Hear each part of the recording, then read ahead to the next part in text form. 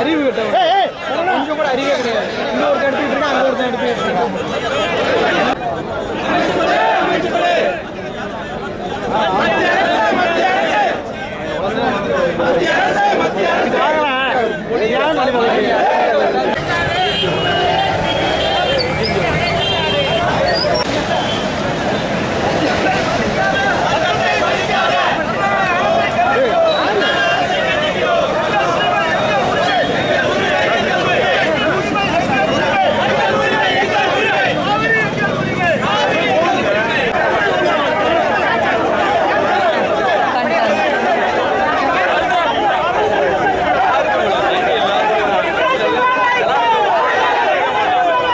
உடனடியாக தலையிட்டு அந்த அணைகளை தடுக்க வேண்டும்.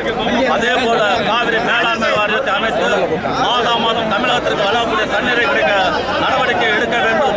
எனவே மத்திய அரசுடைய ஒரு கண்டன போகை கண்டித்துதான் இன்றைக்கு தமிழகத்தில் டெல்டா மாவட்டங்கள், திருச்சி மாவட்டம் உட்பட அனைத்து அரசியல் கட்சிகளும் அனைத்து விவசாய சங்கங்களும் இணைந்து இந்த மறியல் போராட்டத்தை நடத்துகின்றது.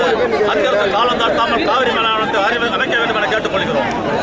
அதே பேர் மம்பாராவில் கேரள அணையும் கேரள அரசும் அணை கட்டுகிறார். இந்த அணை கட்டுவதன் மூலமாக தமிழகத்தில் ஒரு மிகப்பெரிய தண்ணீர் யுத்தத்தை அண்டை மாநிலங்கள் நடத்தி கொண்டிருக்கிறது. இந்த அணையை கர்நாடக அரசு கட்டும் என்று சொன்னால் 45 டிஎம்சி தண்ணீரை அவர்கள் தேக்கி வைப்பார்கள்.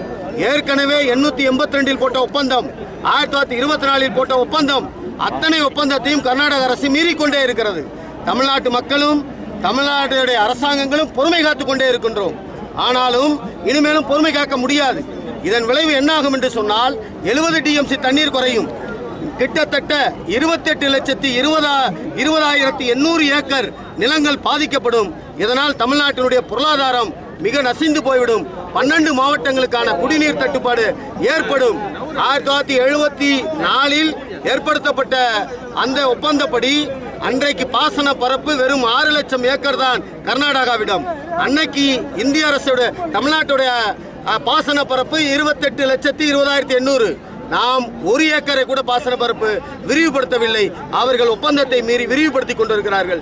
எனவேதான் ஒரே முகமாக நிற்கிறோம். பல கொடிகள் இருந்தாலும் தமிழன் என்ற ஒரே முகமாக, தமிழ்நாட்டின் நலன் என்ற ஒரே முகமாக இருக்கின்றோம். இன்றைக்கு இதற்கு ஒரு முடிவு ஏற்படுகின்ற வரை உடனே மத்திய அரசு தலையிட்டு காவிரி ஆணையத்தை அமைக்க வேண்டும்.